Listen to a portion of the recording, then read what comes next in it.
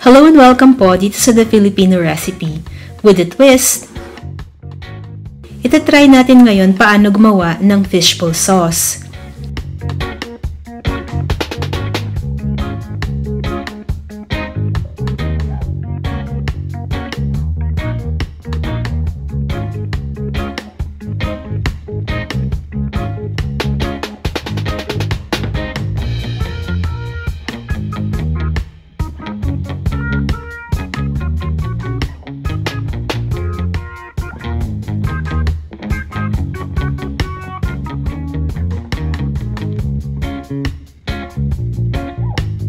Ito po ang mga ingredients: cornstarch, brown sugar, tubig, soy sauce, vinegar. Pwede rin natin samahan ng siling labuyo pero optional lang naman. Paghahalu-haluin natin yung lahat ng ingredients.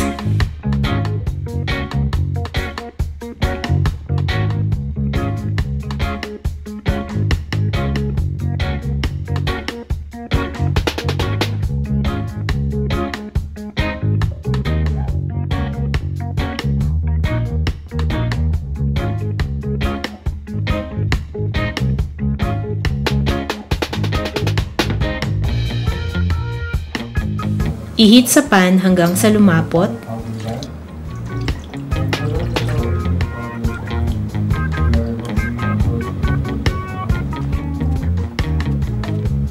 Pwedeng dagdagan natin ng tubig depende sa thickness na gusto nyo.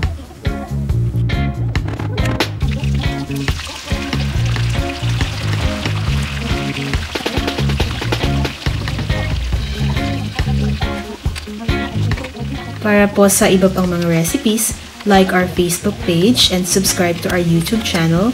Para po sa exact measurement, visit our blog at www.thefilipinoRecipe.com.